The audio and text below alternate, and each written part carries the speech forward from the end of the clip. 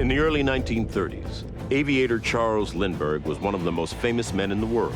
So when Lindbergh's infant son was kidnapped and murdered, the press was quick to dub it the crime of the century. Despite the media attention, the police investigation quickly stalled. For over 2 years, the identity of the Lindbergh baby kidnapper was one of history's greatest mysteries.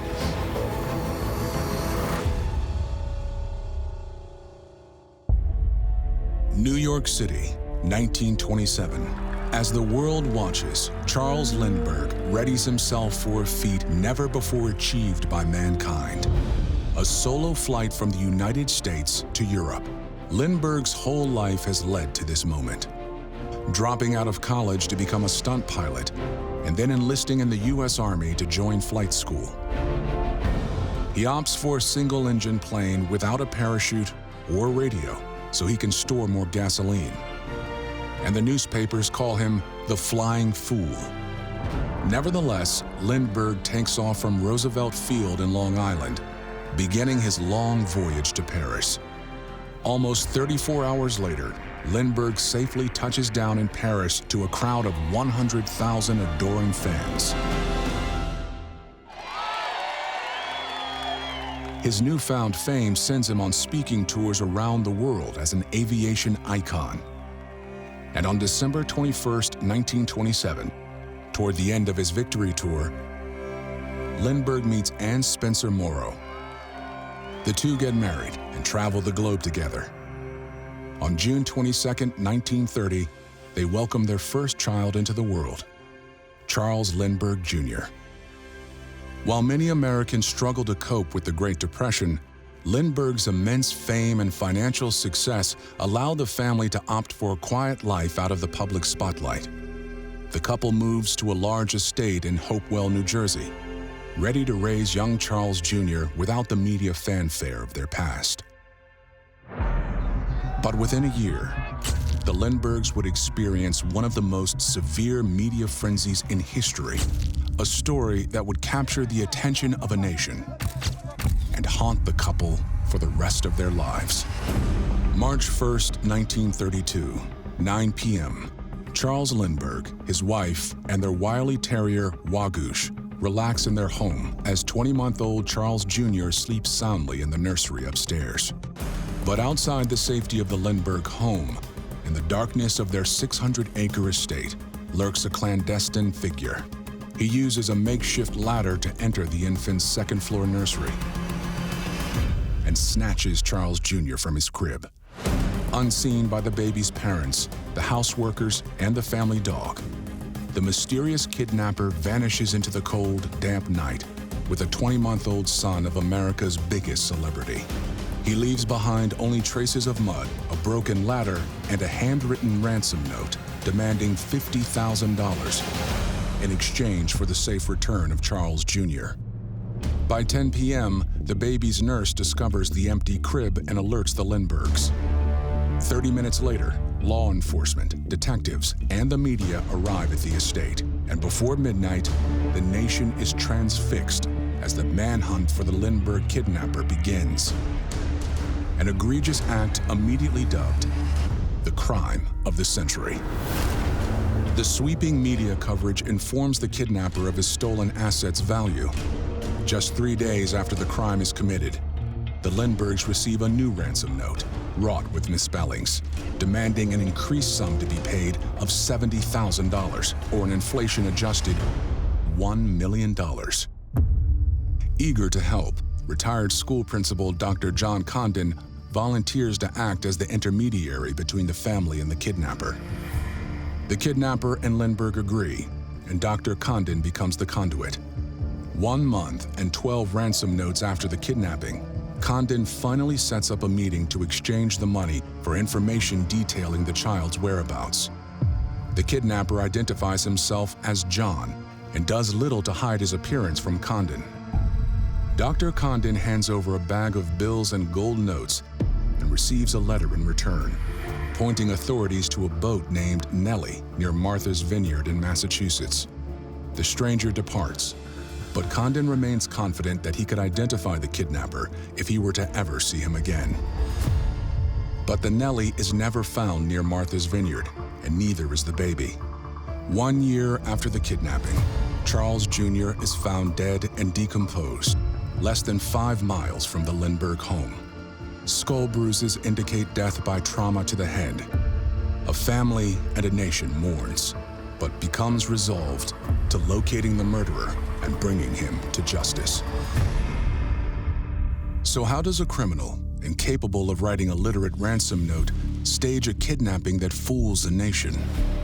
With both Lindbergh parents awake and a house full of staff relatively unknown to the couple, the notion of an inside job remains a possibility.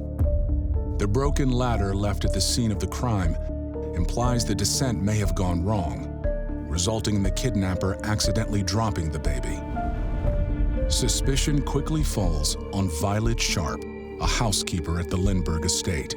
Sharp's shifting alibis and uncooperative attitude towards police make her a prime suspect. 1 year later, after the discovery of the baby's body, Sharp is brought in for questioning.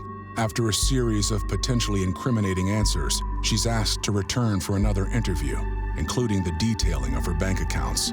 But a day before the hearing, she commits suicide. However, according to FBI reports, her movements on the night of the kidnapping were carefully checked, and it was determined that Sharp had no connection with the abduction. So if not Sharp, who is the kidnapper? With every failed identification and over a year of false leads, the window for justice diminishes. Dr. Condon's description of the man known as John has proven unhelpful without further clues, and local law enforcement requires more aid to have a chance at finding the killer. On March 2, 1932, spurred on by public demand, FBI Director J. Edgar Hoover announces the full backing of the investigative agency and the Department of Justice, pledging any and all of the Federal Bureau's resources to find the murderer. Along with federal support, experts spanning across industries share their knowledge to help find the killer. Handwriting specialists examine the ransom notes and judge the writer to be of German nationality. Re-examinations of Dr. Condon's meetings with the man calling himself John corroborate these claims, and dialect teams analyze Condon's attempt to mimic John's accent to further narrow down potential matches. Even woodwork aficionados chip in to help solve the mystery. Arthur Kohler of the United States Department of Agriculture examines the ladder left at the scene of the kidnapping, allowing officials to narrow down suspects even further to those with access to specific types of wood and carpentry tools. Even with an army of experts and the full backing of the FBI, the kidnapper remains at large. In order to catch him, he must make a mistake. And just as the crime was founded in greed, the same vice exposes the killer to risk. He looks to cash in his ransom money. The FBI notifies all banks and shops in the area to closely track serial numbers on the gold notes involved in the ransom payment. Gold notes represent ownership in gold guaranteed by banks and can be redeemed for cash. And for months, no gold certificates come to light. But then, the reports start rolling in. Gas station attendants, grocery store cashiers, insurance agents, and bankers alike all meticulously cross-reference the certificate numbers provided by the FBI and report the transactions to the Bureau. As matching serial numbers pop up, the FBI pins the location on a map, slowly but surely indicating the movement of the money, and perhaps the individual or individuals responsible for the crime. On September 18, 1934, a banker phones the New York City Bureau about a deposit involving a $10 gold certificate matching one used in the ransom.